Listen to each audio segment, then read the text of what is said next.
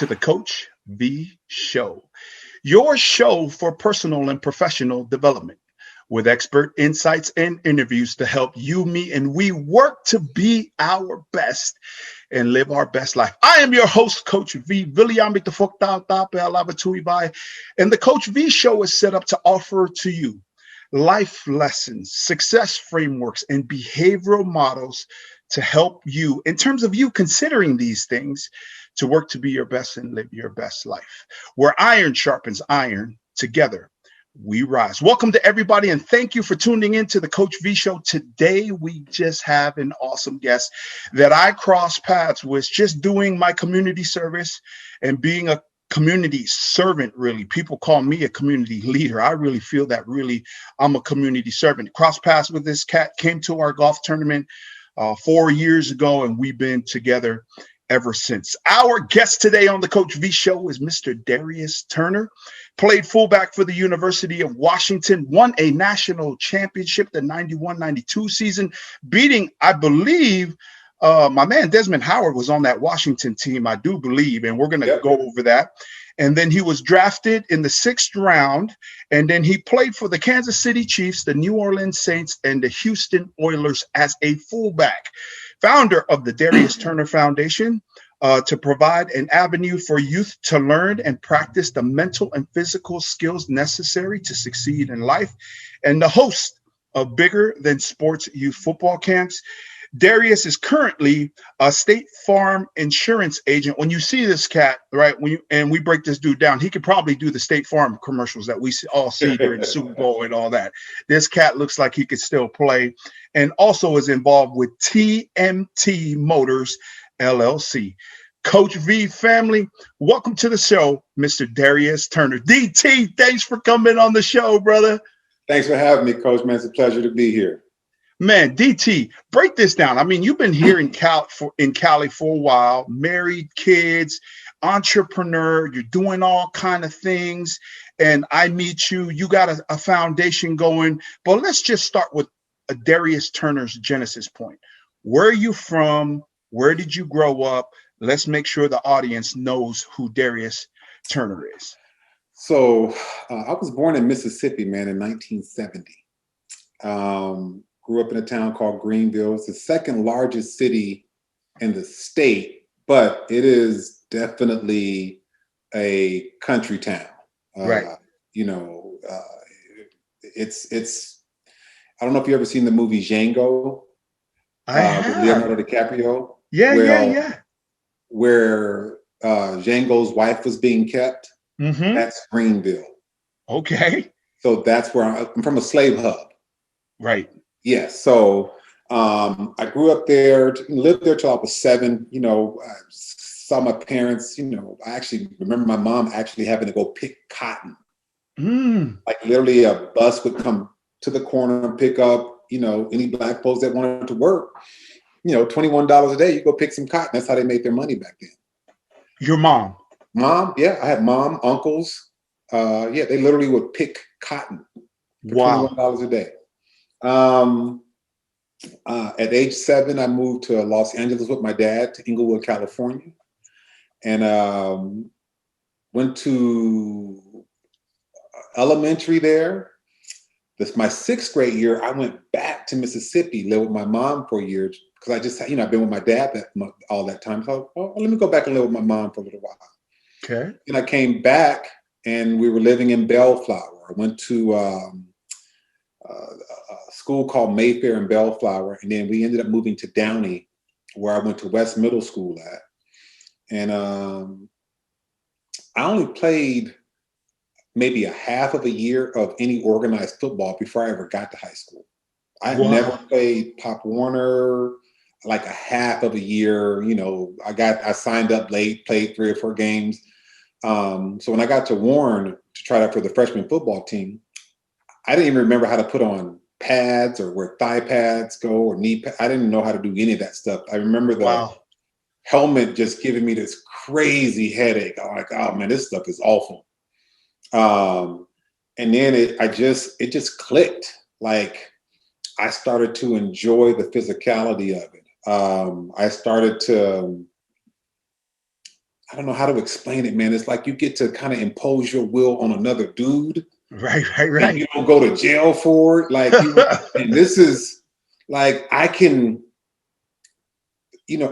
see it's not even in the scoreboard all the time. Right. It's, you look at me, I look at you, and you know who butt got kicked, regardless of who won the game. Right. But you and I know, between the two of us and the few times we battled, whose butt got kicked. And I enjoyed winning those one-on-one battles. So I actually believe it or not, I played quarterback my freshman year. Wow. Yes. And so they moved me up to varsity my sophomore year, man. And I didn't feel overwhelmed at all. Right. And so I played, coming into high school, I played, football, basketball, baseball, and track. Right. After my freshman year, I realized I couldn't hit a curveball to save my life. No more baseball. So sophomore year, after my football season, I was playing basketball. And I remember we were playing against John Muir in Pasadena in a playoff game. Let me back up. The week before, I think we played against Sydney Valley, a dude named Don McClain or Sean McClain. He played at UCLA, played in the league for a while. Yep. He dropped like 42 on me. Right. AC Augman dunked on me so hard, the rim is probably still shaking. And there was nothing I could do. Like, I couldn't tackle him. I didn't have those kind of hops. Right. So I was like, enough with this basketball stuff. So my junior year, it was just football and track. And I got invited to the Sunkus Invitational, which is, you got to be pretty good in track to get invited to this. And I was running the 200. I ran my personal best, and I don't remember what it was at that time, but it was a PR. Right. This wasn't in the finals. This was a heat. Right. And I came in third. Right. So I was like, man, I'm 200 at this point. I was 225 playing running back in 1988. Right. And so I was like, I'm done with this track stuff. I focused on football my senior year. I probably was on every All-American list that you could be on both sides of the ball. Wow. What did you play on defense? Linebacker. Right? Yeah.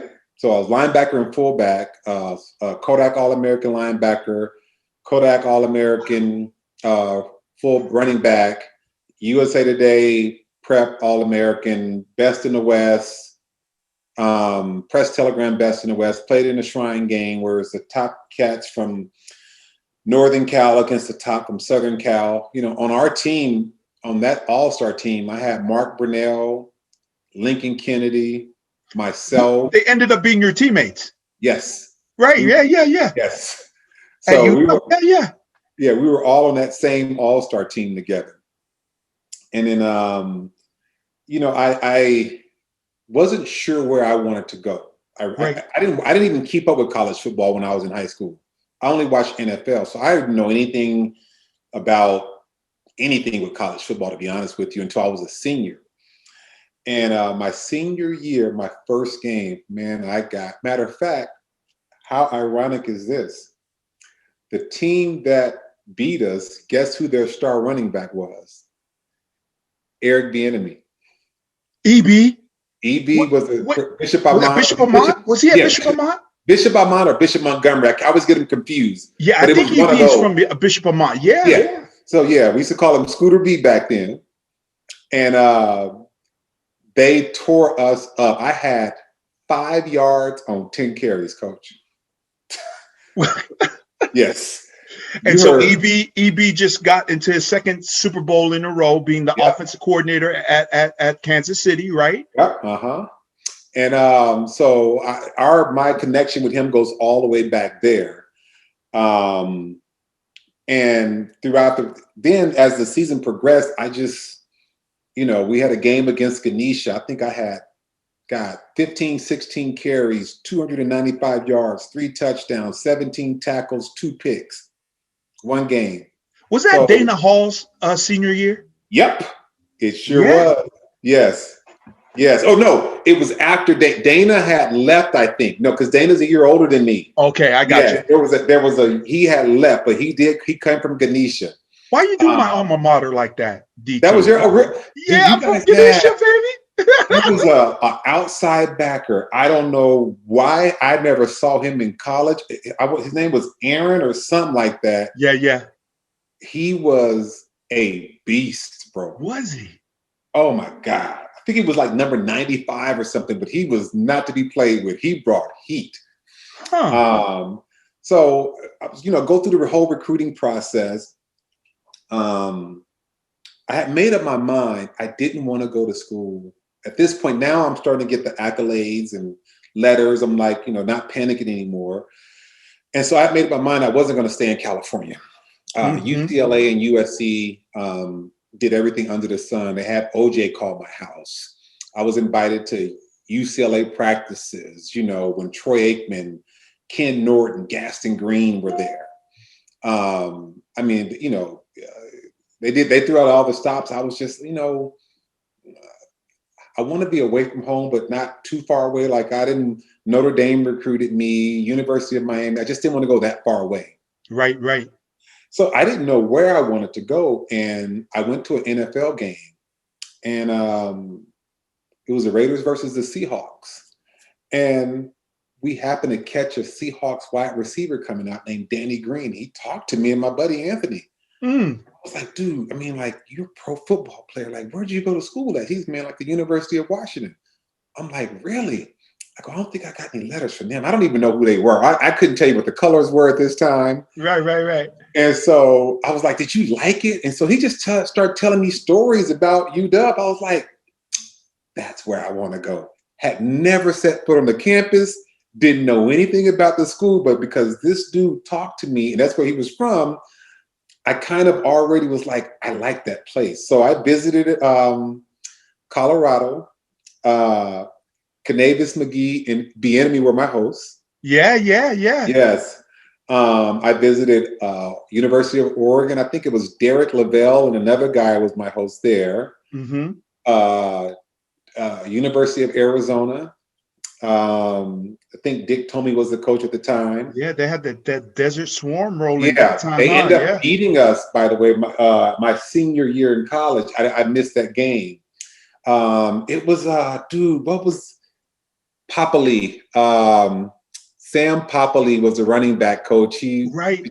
Did you know him? No, I didn't know Sam. Yeah. No. Yeah, so he recruited me, and it actually broke of everybody else. It was easy to say no to, but Popoli, it was just hard because he gave it everything he had, and my dad wanted me to go to U of A, but I was like, man, I like this place. It was beautiful on the recruiting trip. And, I ended up going to UW, man. And the interesting thing about it was when you get there, the vets aren't there. So you're like, it's just all the new guys. Yeah. So you line up for stretching based on where you are on the depth chart, starting at the 45-yard line. So the captains are on the 50, 45, 40. So I'm on the 45, the first couple days, first week of camp. The vets come in, dude, I am back like in the end zone. I'm like, and what is this scout team stuff y'all talking about? What's a scout team? I don't even know. What is this? So I would have actually, had I not hurt my ankle doing two-a-days, I would have traveled. Now, I don't know if I would have played my freshman year, but I had made the traveling team to go play Purdue. And we had a couple of decent fullbacks ahead already there. But they were like, man, this kid has some talent. And they just made a decision not to redshirt me. So I ended up redshirting my freshman year. And then my redshirt freshman year, the guy who was the starter says, just be ready. I won't stay healthy. I'm not going to be able to stay healthy. So just be ready. Right. He told me. And sure enough, and so I just got my chance, man. It wasn't overwhelming to me. Here's the thing, the biggest thing I had to learn. And this was my first life lessons. So a lot of people don't know about me is coming out of California, my senior year in high school, there were only 4 guys in this entire state who had more rushing yards than me. Mm. And 2 of those, I can't remember who the 2 of the 4 were, but 2 of them was Glenn Milburn and Russell White. Mm. Other than that, yes. So I was 5th in the entire state of California coming out of high school rushing the ball. And I didn't go to the playoffs. I only played in 10 games. My team didn't even make the playoffs. Right. So I didn't know anything really about blocking. So I had to learn how to be a fullback. Man, I carried the rock. I didn't know how to block nobody. Right. But I came there because the fullback was the primary ball carrier. Well, after my freshman year, we get a new offensive coordinator. They go to 3 wide. They go to more of a scat back kind of offense and with a traditional fullback. And I'm like, oh, crap. Now I'm in a pickle. Do I leave? Do I stay? I'm not sure. Let me just, try to figure this out. So I deal with it. And I'm like, I get a touch here, touch there, catch it here, catch it there. But me and the running back coach, me and this dude did not we just didn't get along. Right. And so I was we were at SC, getting ready to play USC. And I told my dad, I think I'm leaving after this year. I said, man, I can't do with this dude. Me and him he don't like me and I don't like him. Right. Period. It just wasn't a good combination. He said, son, if you leave, you letting him win. Mm. So I was like, okay, crap. All right. You're right. So I'm not going to give him that satisfaction. So it never came into fruition. Well, by a stroke of luck, the grace of God, I got a coach who's no longer with us named Al Levan. Al Levan became the running back coach at UW my junior year. Al Levan had coached Roger Craig, Tony Dorsett, Herschel Walker. He coached under Tom Landry. Wow. So, he coached ballers, like legitimate Hall of Fame football caliber, like NFL Hall of Fame guys. Right. And he was just a no-nonsense guy, and he was what I needed. And he kind of, I don't know what he did. He just somehow I got that love back. My back was killing me. I had a bad back. And I was like, man, nobody wants a fullback with a bad back. And he's always called me coach. He said, coach, let me talk to you for a second. There's these people out there with a lot of money, just bags of money. And they want to give it to somebody, coach. Now, coach, I think you got the potential to be able to take some of that money from them. Right. But you got to want that money, coach. Do you want the money? I was like, yeah. He's like, okay, coach. We got to get to go to work. And so he actually coached me. He really coached me. And we were getting ready to play in the Rose Bowl, and I'm stretching. He comes over to me. He goes, say, coach, let me tell you something right now. I ain't putting no pressure on you. But he points over there. He said, you see that guy over there? I go, yep. He goes, he's here to see you. That's Paul Hackett. He's the offensive coordinator for the Kansas City Chiefs. Yeah. So I'm like, are you kidding me? He's like, show him what you can do. So I had a pretty good game. Sure enough, ironically today, the man who drafted me, Marty Schottenheimer, passed away today. Yep. So after my senior year, I get an agent. And I don't go on the first day, right? So there was a chance that I could have went as early as the 3rd, but if it didn't happen in the 3rd, probably wasn't going to happen until the next day. So I'm depressed, man. I go out and I drink, and I'm having a right, real talk, right? pity party. I come home, I'm just like, I suck. And my phone rings about 8:00 in the morning, and I'm like, hello. And they're like, we're looking for Darius Turner. I'm like, this is he, And so I turn on the TV. I turn on ESPN. And they say, hey, this is Carl Peterson with the Kansas City Chiefs. We just like to let you know that we're taking you with our 6th pick. And, welcome to the Chiefs family. and it goes across the ESPN ticker. It said, Kansas City Chiefs and it blinks, blinks, blinks, and bam, pops my name up on ESPN. I get teary-eyed thinking about it.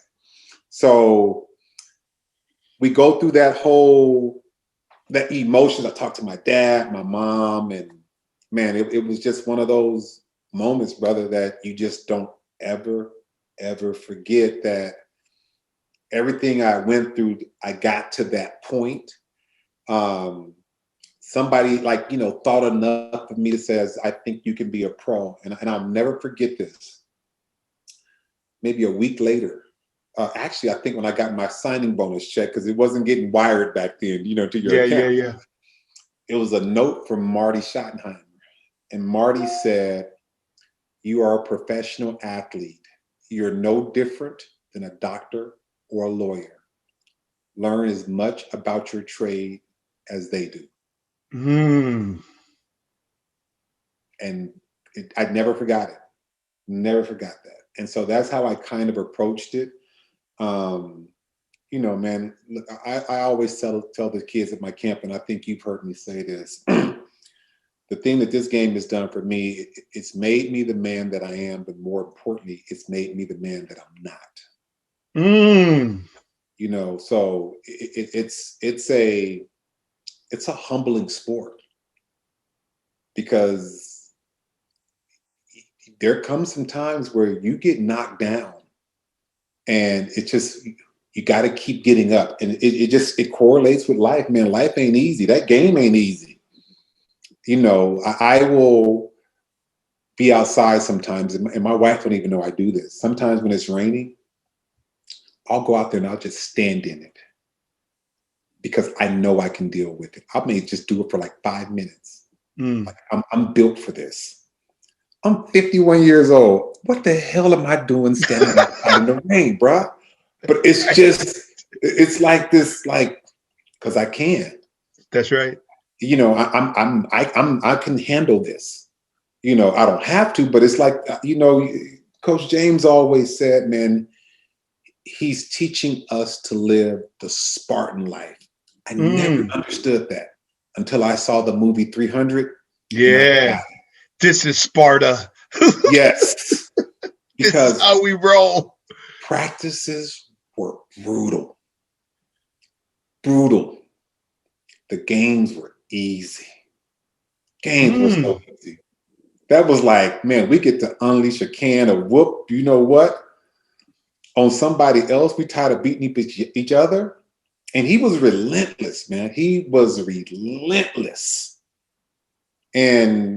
But it prepared you for life. Like, he was, if you didn't play for him, it's hard to understand that he was the meanest, nicest SOB you ever met. Like, the meanest, nicest, right. Yes.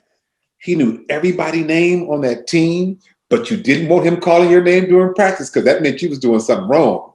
Right. So it was a great experience, man. I got traded from the Chiefs, I think, got in 90, right at my 93, ended up going to the Saints. And then from the Saints, I went to the Houston Oilers. And then it was just one day it was a preseason game. I think we were playing against the Cowboys in Azteca Stadium. I just felt something in my back just kept on. I had already had like some back issues that just kept tightening up the lower muscles. And at that point, I think I was going to a physiotherapist, and I think they were saying that I had compressed vertebrae, bulging discs, and the muscles along my spine had lost the ability at some point to contract, which was putting too much pressure on my lower back. My lower back wasn't getting enough blood to the point sometimes it looked like I had bruises on my lower back.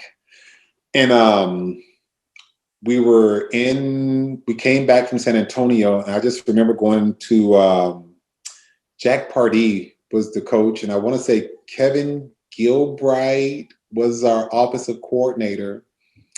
I said, man, I can't do it no more. Right. I said, physically, man, I just I'm miserably in pain. Like it was just, I just hurt. And it's like, well, nobody wants you to leave here. I said, I know. I hopped in my car, got on I-10, headed back to Houston. I was like, what the hell do I do now? This is all I've ever done, man. Right. You know, since the 9th grade until that day, I was a football player. No longer a football player. I got called to the World League. And you met Kimball at my camp. Kimball would come to stay with me during the off season when he was, he was still with Kansas City at the time. Right. And I packed my stuff up, went down to the car, and I just said, man, I'm done. I'm done. I came back upstairs with my bag. He goes, we always call each other Coach or Pro. He's like, Pro, I thought you were going to the airport. Coach, I'm done. He's like, what? Right. I'm done, man. I can't keep chasing this. At some point, I got to get on with the rest of my life. I gave it, a fair shot. And do I have days, Coach, where like, man, if I would have gotten that plane, what would have happened? But I have a good life now. You know what I mean? Right. During that time I had, right before I went to the Oilers, I was at home visiting my mom. And you've heard the story. I think I've shared with you before. I was shot in the face. And a lot of people don't know it. I was shot in the face from about maybe 6 feet away. Bullet went in through here, ricocheted around. Had to spit out the bullets. That's crazy. Yes. Man. Ever since you told me that, I'm like, That's crazy. Like even when I go do x-rays to the dentist now, you can still see some of the fragment is embedded so deep into the gums. It's just, you can see this it's like a white spot on the x-rays. What a lot of people don't know also is during training camp with the Houston Oilers, I didn't have the ability to open my mouth. I would have to every night get tongue depressors and use them as like a jack and slide 2, 3, 4, 5 to learn how to open my mouth again. Yeah. But the nerves, I had kind of like a locked jaw. So I couldn't eat get enough nutrition the way I needed to. So I was losing a lot of weight. And the teeth, the nerves back here were so sensitive that if anything touched them, the pain that would go off in my head was debilitating. So now, but I couldn't bite down on anything. So, when you're playing football, when you hit you. Yeah. So I had to have a special made mouthpiece that stopped here. It wouldn't go all the way to the back. And they raised it up so those teeth wouldn't touch. So, I get done playing football. I start going into the regular world, man. I became, started off as an IT recruiter. Here's what's interesting. The owner of my company was one Stephen Bisciotti, who's the owner of the Baltimore Ravens now. Yes, I worked for his company called Aerotech at the time. And he didn't have anything to do with the Ravens or any of that stuff, but we would have to go to Baltimore to train. And then, some years later, I'm like, dude, that was my boss. I worked for that guy. So as time went on, I started to move up, man. And what's interesting, I started to learn that a lot of companies like athletes because of our training, our selflessness, our mindset is just kind of different. And for a long time, man, you would have never seen anything related to football in my house. Nothing. I didn't. I was like, hey, I didn't want to be known as a football player, because, and this is me, the young me, trying to prove that I'm not just a football player, right? Right. So I wouldn't have anything in my house. I didn't like when people tried to use a work analogy in a football term. I'm like, dude, I can understand regular analogies. You don't have to right. football, right? And then I start to say, you know what? Maybe I'm going about this wrong, man. Maybe I am a football player, but that's not a bad thing. Mm. You know what I mean? Maybe that's not a bad thing because it is, like I said, it's made me who I am. My habits, the way I approach stuff, it's foundationally built into me, which started from, the first time I ever touched the football to the last time I touched the football. This has got me to be where I'm at. I'm really talking about sacrifice, discipline, dedication. Every day, you got to nourish your mind, body, spirit, right? So all those things over time I've learned, and I started applying them, but I learned them through football. Because in any business, unless you're truly a one-man show, it can't be just about you. That's right. You have to be willing to look at things that are bigger than yourself. What's for the greater good? It may not be what's best for you or for them, but for the majority of the folks, it's the best. So me as a fool, I had to subvert my own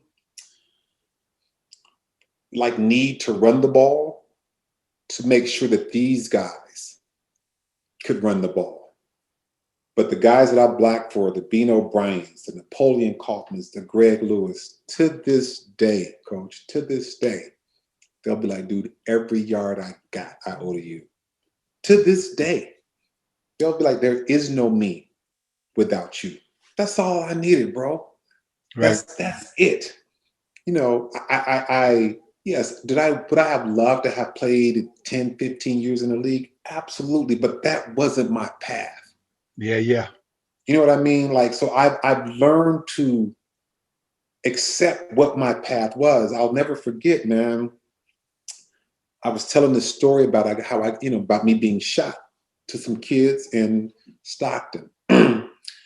And when I went after I came out of the hospital, I was trying to avoid the media at my mom's house and all that, because it's a small town and that stuff spreads fast. I had just got done working out with Jerry Rice, by the way.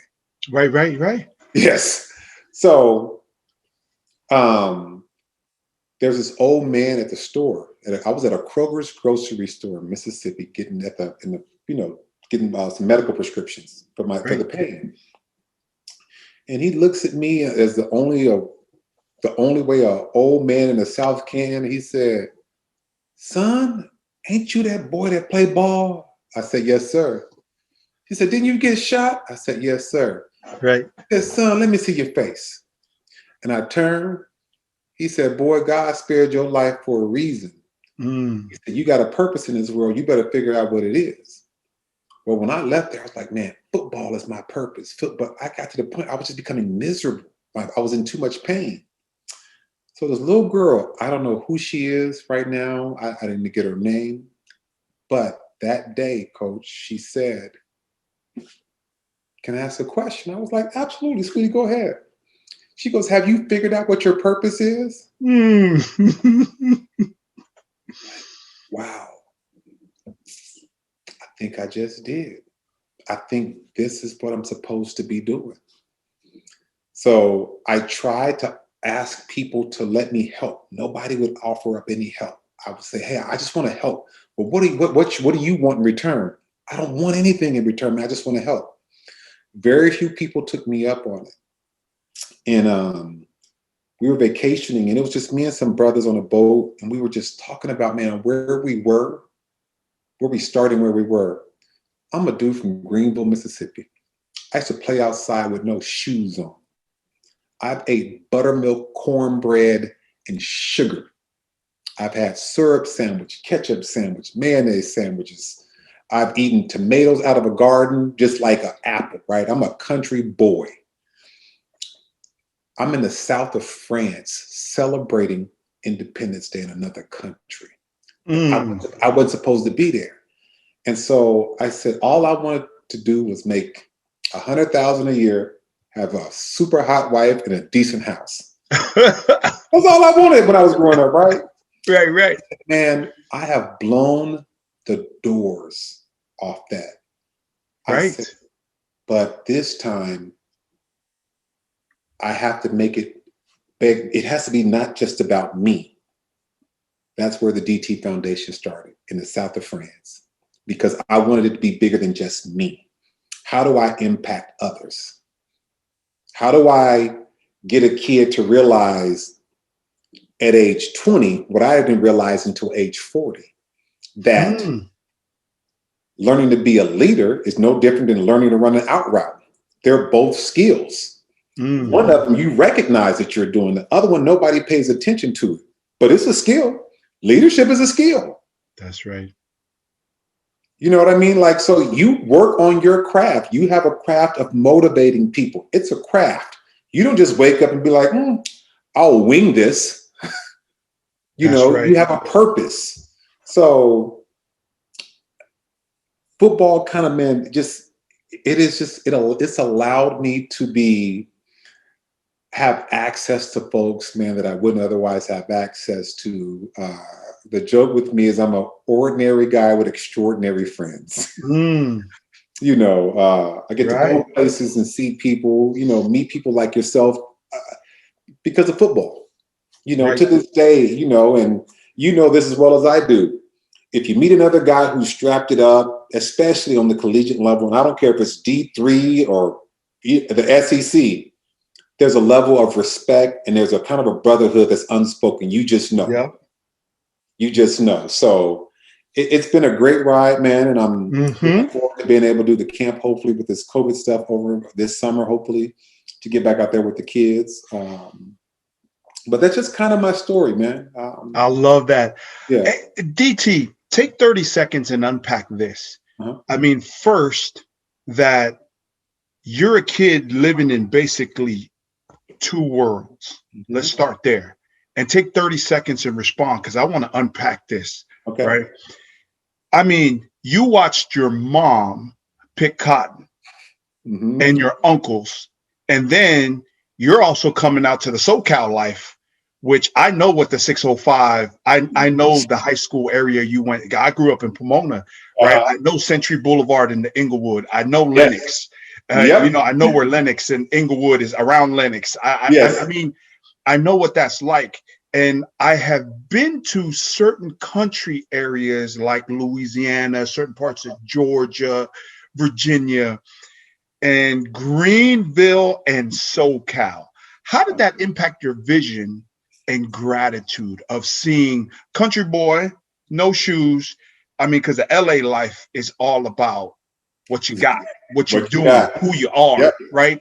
Can you get to that real quick? And I want to unpack a few other things, please. So, you know, I didn't even realize, I knew it was different. Right. When I got there.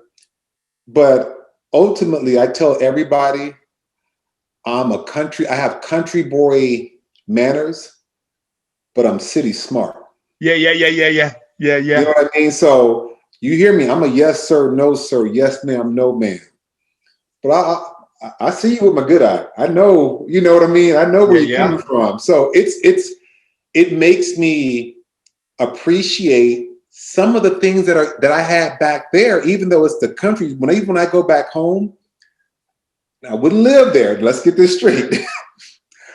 But there are certain parts of that intimacy in the neighborhoods, the friends that I love, we just don't have here. Everything has to be, let me send you a calendar invite, or, you know, hey.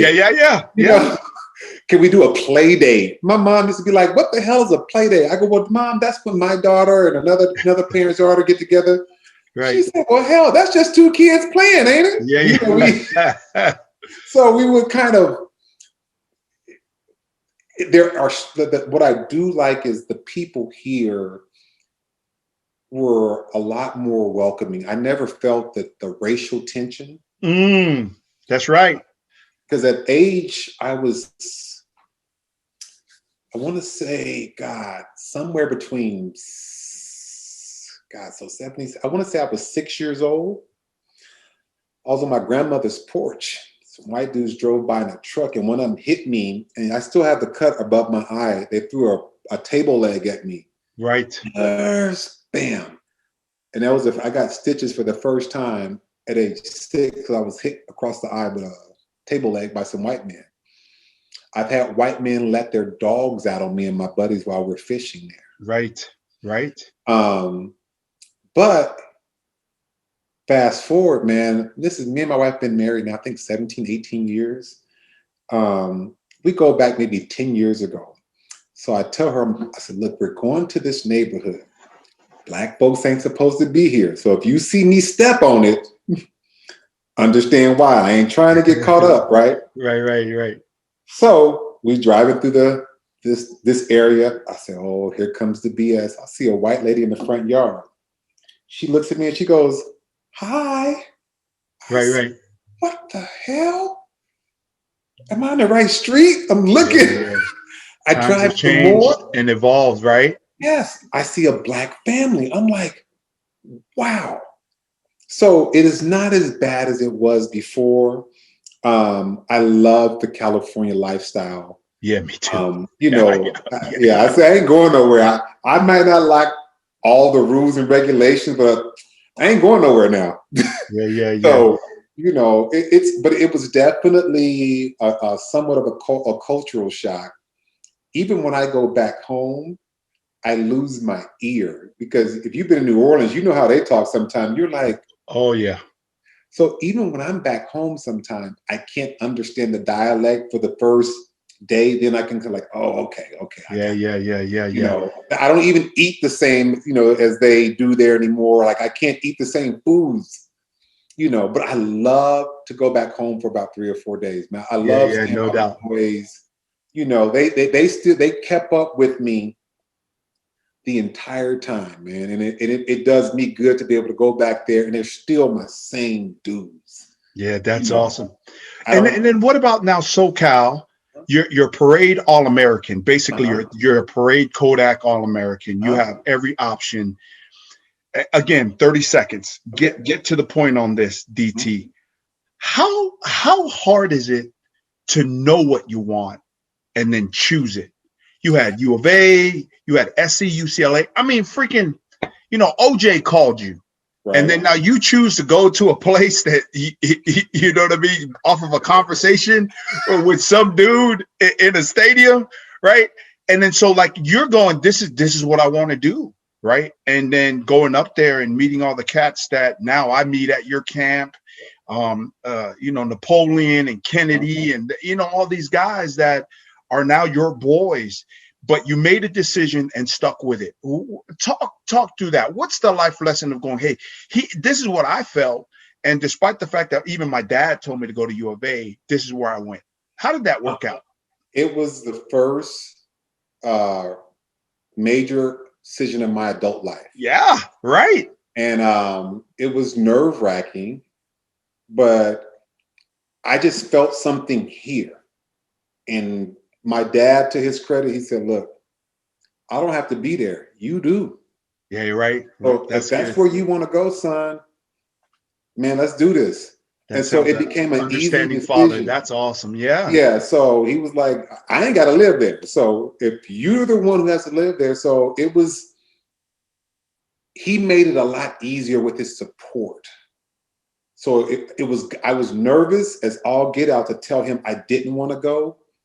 But once he was like, okay, it was just, that was the first manly decision I made. That's amazing. Yeah. Right? Because ultimately what we try to teach all kids is that, one, we all have to live with the consequences of our decisions. But the other thing is too, regardless of how the situation turns out, it's how you respond that really builds you forward. Your thoughts on that, DT? Oh, absolutely. I tell my daughters every time, I said, look, it's not just about you when you leave this house. You carry the Turner name. That's right. When I'm on the field, when I was on the field, it ain't just about the name on the back. It's about what's on the side as well. Yeah, that's right. You know what I mean? Because I got a family that I represent, but I also got a team that I represent. I got people that depend on me to do what I'm supposed to do and act a certain way. So I've always felt a certain responsibility about being responsible for your actions. Always. It's just kind of how, You know, I tell my daughter, for every cause, there's an effect. Yeah, that's right. You And then know. what about the selflessness now that you are one of the top 4 or 5 rushers coming out of high school in Cali? Mhm. Cali has more high schools for people that are watching all over the country and the world. Is that California has more high schools than 13, 14 other neighboring states combined. Mhm. So to be in the top 25 of anything leading this it's like being a leader in the nation. And then to have the selflessness to block with the cats that you had. I mean, you still look great. Prior to COVID, we bumped into each other in the gym, Yep. and I mean, you still look. I mean, you're 6 foot plus. How much you weighing in now? Because you used to be 235 back when you were in the league, right? So I ended up out of the league at 245. Yeah, I yeah, got up yeah. to 293 at one point, right? So pre-COVID, I was about 250 to 255. Man, I weighed myself the other day. I was 243. Yeah, I mean, but you don't look that heavy, right? Man, And then, but to be selfless and to be a fullback, a position that not is now the H back really in all yeah, of the offenses in college football. We just used a hybrid guy, so we yeah, didn't have to use a scholarship for a guy that's going to be in for 5 to 10 plays, right?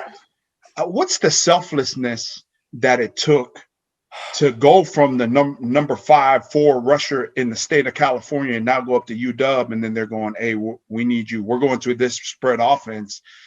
Well, what's a message that you could tell to people about that selflessness? Um, in the beginning, it was hard. I won't lie to Real you. talk. Yeah, it was hard, man. But I felt that the guys that I was doing it with, they appreciated it. The coaches appreciate it. Look, we don't think we can be as good unless you're doing this. We Right. could have somebody else, and you can go over there and run with those guys. We can replace you with over here as a tailback. We don't really have anybody to replace you over here. That's right. You know what I mean? So we can Yeah, I mean, you win. hit that backer, right? Right, DT. You get the backer, the tailback's running on the safety, Yep. right? Come on, Downhill. like real talk, right? Yes. And Napoleon make one guy miss. I mean, he's out there, Over. he's sitting in the house, right? I mean, Yep. that's how it was, real talk, Yep. right? Mm-hmm. So that part, it became, once I started to realize that it was how important I was, I'd never been a guy who needed the press stuff or the interviews. It's just more about my team's respect. When we lost to U of A, that Desert Swarm, I missed that game with a bad ankle. And I remember Brunell told me, and I don't know if he said it in the media or not, but he was like, had you been there, I feel we would have won that game because we just couldn't run the ball inside. Yeah, and pass pro, right? Yeah. Pass pro, play action, Yep. right? You're the guy that's blocking the lone guy on the edge, or right, depending on pass pro, on slide pro, or whatever. Yep. And then you're creating holes. And then talk about that. So you could have won that, but what you did was you sacrificed to be multiple Pac-10 champions, right? Yep. And then how many Rose Bowls? I mean, 2 to 3 Rose Bowls that I know of. 3 and Rose the Bowls. national champion beating Desmond Howard at the Roses. Yes. Yeah, man, that's what did that feel like? And then really to feel like, man, I've sacrificed, but there's only one national championship team a year, right? Yes. ET? Man, it was cool because I grew up not too far from the Rose Bowl. That's right. I had never been number one on anything in my life.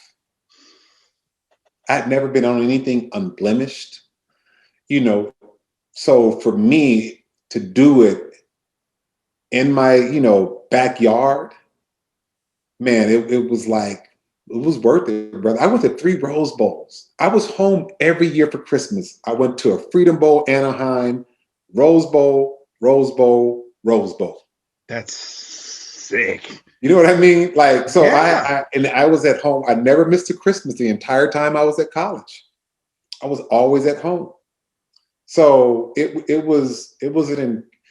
made it easier. And even to this day, man, just talking to those guys, I don't regret a thing. I don't. Yeah.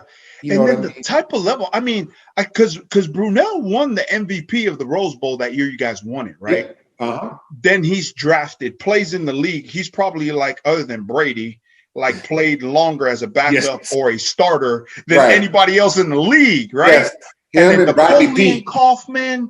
I mean, go down the list of these players, right? Because I know them, but I see them at your camp. Right. Wide receivers. I mean, I'm like, that's Napoleon, Yeah. right? That's Marcus Kennedy. I mean, this guy's a Yeah. Hall of Famer, right? Yeah. Is he?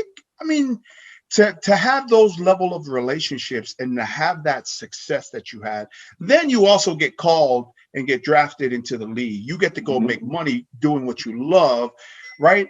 Kind of hone that in for us in terms of the sacrifice. Seeing your mom picking cotton, navigating a split relationship, and then running track, and then just never making the playoffs in high school, but continuing to work hard. What's the life lesson, behavioral model, success framework that people can take? It's like, hey, it ain't easy, it's just worth it. Well, you got anything like that, Man, DT? look, and it's kind of cliche, but and I think Tom Brady, if you go to his IG, just talked about it. It is, there is no destination. It's just a journey. Yes, the directional living. Yeah, I call it directional living. Keep Yeah. going, please, DT. Yeah. And so what I'll tell kids, let's say you want to get to the NFL, right? Let's say that's your goal. Yes, sir. Set that goal and forget about it. Learn to embrace everything that it takes to get there. Learn to enjoy the journey. Learn to enjoy eating right. Learn to enjoy working out. Learn to enjoy your teammates. Learn to enjoy watching film. Because those things, even if you never make it, all those lessons, all that discipline, you're going to be successful in whatever it is you want to do. Yeah, that translates, right, It DT? It translates. That's right. Yeah, it just translates, man. And that's what I, try to, at least I got 2 girls, so I have to be careful how I approach them, because I can be a little bit like too in their face sometimes. And Yes, my wife sir. is like, Yes, sir. Girls don't respond the same way as boys. Yeah, yes, sir. So I just try to instill in them the same thing. It's never about the destination. It's always about the journey. Learn to embrace the journey. I enjoy working out more now than I did when I was in college. Right. I didn't learn to embrace the journey. Right. It was a necessary evil. It was a means to an end. Say that again. Necessary evil means to an end. I mean, we had to do it. The great ones wanted to do it. Yeah, that's right. And now we do that in our older age. Yes. When I think back, I hated condo. Like, I hated Mondays and Tuesdays in football. Yes. You know what I mean? I hated. And like, I was the captain, so then I had to be somewhere in the front. Yep. And I was dragging, man, because I drank too much, stayed up too late. Come on, DT, that's the real talk, right? That's real talk. No. But now we just appreciate the opportunity to get a great sweat, right, DT? Yes. Talk about that. I worked out before I got on the air with you, so I did like about a 45-minute workout at home. So I don't have to. I choose to now. That's right. And again, when I talk to these kids, man. The good ones, they say, work out. The great ones, outwork. Oh man, that's some real talk. So DT, thanks first and foremost for really just being so transparent and talking about your journey and being real about, man, I really didn't like it at first, but then I embraced it, right? Going through getting shot, sharing that your mom pick cotton, but you guys have evolved and arrived today to where it is that you are. And I see you. I mean, you're blessed, man. Yes. And I see like you're always around your fraternity brothers. I haven't met all of them, but like you just got this fellowship and vibe. Yes. In that, take a minute, DT, and just talk about is there any shout outs you'd like to give out? What is the DT Foundation? What is the thing you want to get out to the world and say, hey, if you want to change your life, bam, this is what DT thinks. You got anything like that, DT? Man, so one of the things we talk about at our camp is, and I've mentioned it before, is sacrifice, dedication, discipline. You got to have all three. You can't have sacrifice and discipline, but not be dedicated. Everything has to come together as one. And people look to you as an athlete to be different because you are. Embrace it. Embrace it. There's 1,000 kids that could be out here in this hot weather doing what you do, but it ain't. Right. It ain't. Because this ain't easy. And know that you are special because you showed up. Sometimes in life, man, showing up is half the battle. Be present. You know, even as a parent, sometimes, man, I've had to learn just to be present. Real talk, DT. That's some real talk. I just gotta be. My wife will say, "You ain't got to interact. Sometimes you just got to be present."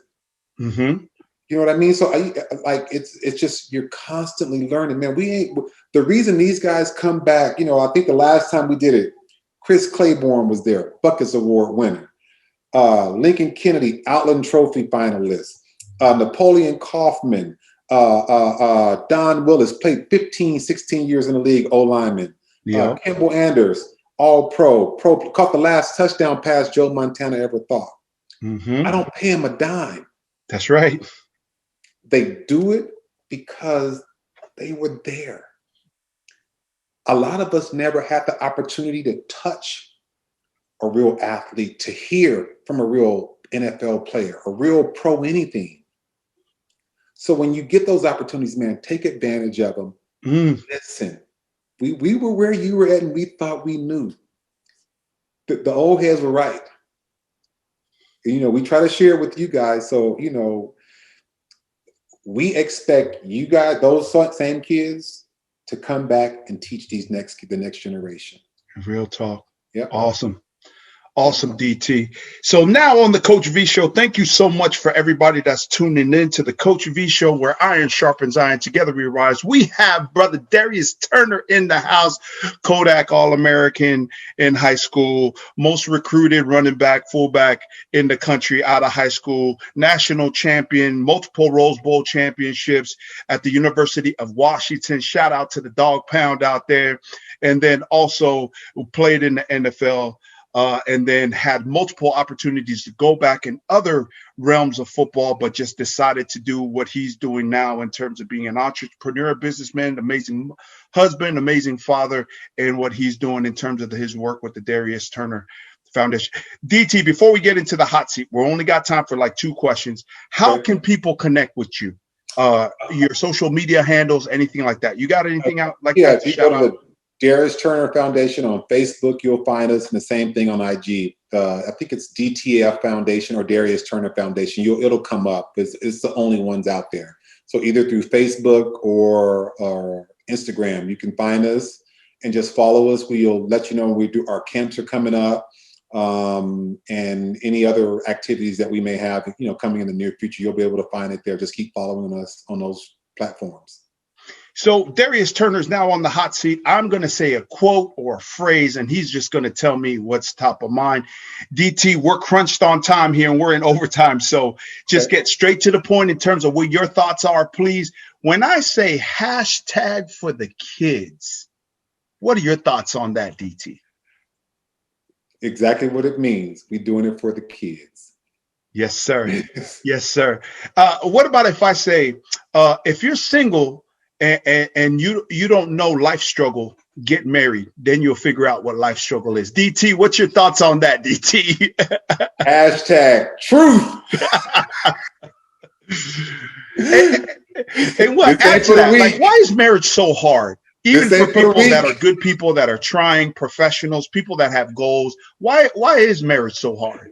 You know, this is my $2 psychology opinion right here. I think that it's because you got 2 people. Nobody wants you exactly the way that you are.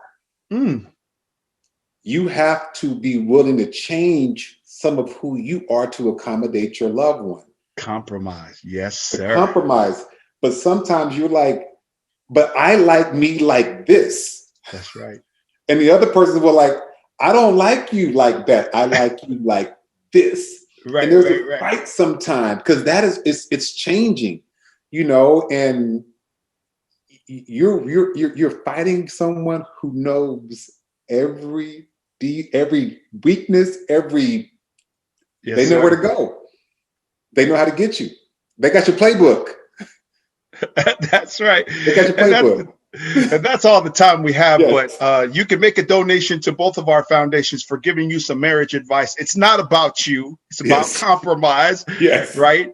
And then really, you got to figure it out. And then for me, I tell everybody that's young getting married, they're like, Coach V, can you give me some marriage advice? I'm like, here's the number one marriage advice that'll help you and your spouse grow. Don't take anybody's freaking advice. Freaking figure it out. Figure it out, because only you two have to live with the consequences. I know we're on time. I got to tell you real quick. I had a guy tell me two things. He goes, my uncle, he said, don't fight every battle, learn to punt. Real talk. And he says, here's a phrase that will keep you out of trouble. No matter what the question is, your response should be, let me check with my wife. Exactly. That's some wisdom. Hashtag real talk. Hashtag wisdom. Well, that's it for the Coach V Show. I want to thank everybody for tuning in, where iron sharpens iron. Together we rise.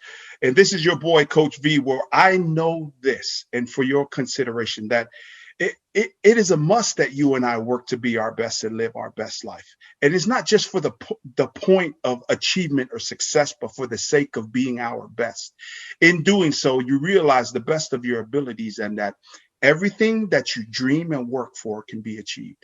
This is how this keynote speaker, success coach, Hollywood radio show host, and author lives, all about faith and family. Grateful for God's amazing grace. From your boy here on the show, Darius Turner, and your boy, Coach V. Until next time, one love, mad respect, here from the Coach V Show, where iron sharpens iron. Together we rise. Peace.